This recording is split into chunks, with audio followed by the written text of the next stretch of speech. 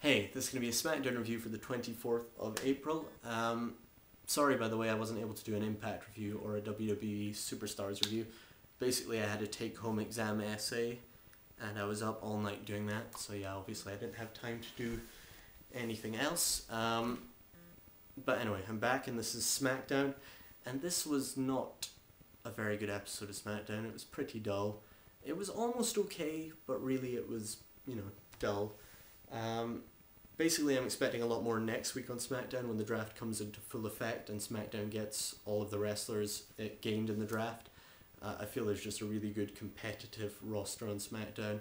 There could be some really good competitive wrestling, and there are obviously some dream matches there. So yeah, I think particularly the first SmackDown after the draft comes into full effect could be a really, really good show. But this was not a really good show, which is kind of surprising because it started off in my absolute favourite way to start off any show, which is an Edge promo. I love Edge. I love his promos. I think they're fantastic. This was not his best work, however. This was not his best promo. He fluffed his lines a bit, but, he got away with it. The content was strong enough.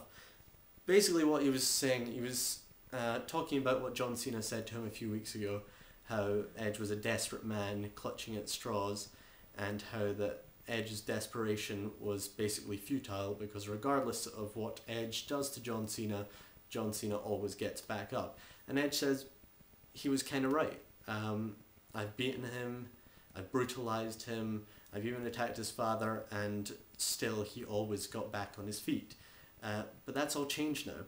And he sees the turning point as Monday Night Raw when he delivered a concerto to John Cena and John Cena wasn't able to get back up, and that was a nice little segment. The promo went on a bit longer, Edge talking about how much he needed the world title, how it made everything better, and then finally talking about a sort of theme throughout this feud, that this feud has to come to an end. This has to be the last battle between them.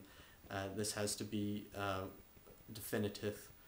Which kind of suggests no rematch, which to me suggests that Edge might well win this. I don't know. The WWE has successfully made me excited about this match. I feel the build-up to it's been really strong. I feel that they've built it up in such a way that Edge could potentially win the match. Although, as we all know, what's more likely is John Cena will just come out and squash him in 5 minutes. But I'm looking forward to this match. Edge finishes his promo rather predictably by saying that he'll be the last man standing. Then we have Matt Hardy and Kane versus CM Punk and Jeff Hardy.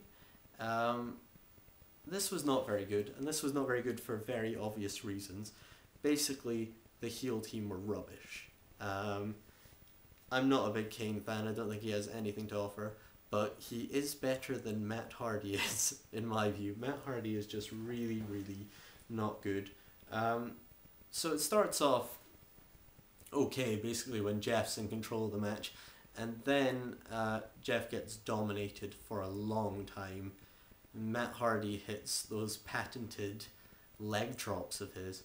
Why would they even hurt? He weighs like 200 pounds. I mean, why is he doing leg drops? Yeah, the best part early in the match was when Jeff and CM Punk did a double team where Jeff Irish whipped Punk into his high knee to the face, and then Punk crouched down and Jeff did poetry in motion, which that was good.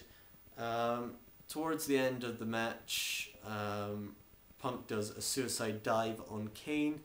Kane gets back on the apron. Jeff goes for the twist of fate. Matt Hardy pushes Jeff into Kane, then does a roll up for the win.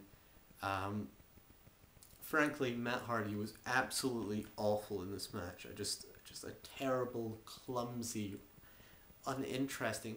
They always used to say that the Hardys were daredevils. Matt was never a daredevil. Matt was always just rubbish. And yeah, this was another bad performance. But the push continues. Then we had, as Todd Grisham said, two of the biggest stars in the WWE, literally and figuratively. The Big Show is definitely not one of the biggest stars in WWE history, figuratively. But anyway, then we had Big Show versus The Undertaker. they described this as a main event. This was the second match on the card. How is this a main event? Basic comments that this was pretty random, really. You know, they feuded a few months back, but that was all over. So this was just sort of like a match for the London crowd, which was odd because the London crowd didn't really enjoy it. Big Show came out and did a little promo about how everyone can sleep easier on SmackDown now that the Big Show's gone, and he isn't going to, oh god, like lock, load, and fire, which just sounded terrible. And then he said he was going to punch the Undertaker's lights out. Yeah, and then as the Undertaker came to the ring, the Big Show was boxing. He is the slowest boxer in the world. This was a really, really, really boring match. Just scrappy, just lots of what you'd expect. The first 5 minutes, I swear no one did a move. Like, it was punches, headbutts, kicks to the face. There was just like no moves. Then Big Show did a choke slam on the Undertaker and he kicked out. Undertaker went up top for old school. Big Show pulled him down and delivered the knockout punch. That punch wouldn't even knock me out, and I swear anyone could achieve that. Yeah, and then he didn't go to the cover for some reason, even though the Undertaker was just flailing about. They were again selling that the fact that the Undertaker has a neck injury from WrestleMania, which I think is interesting, but the Undertaker doesn't really have an opponent right now, so it's not, you know, that important. But I like how they're continuing with this neck injury angle. Anyway, at the end, the Big Show punches the back of the Undertaker's neck, and the referee stops the match, and the Big Show push continues. I was wondering what they'd do here, whether they just basically end Big Show's momentum, but they decided to give him the win here, and maybe he is going to be a force on Raw. Although basically the three superstars that have jobbed to him recently are Jeff Hardy, Rey Mysterio, and The Undertaker. The link between all those guys is that they're on SmackDown. After the match, The Undertaker says he's basically still ready to fight, and then he just punches the Big Show a few times outside the ring. Big Show goes off laughing.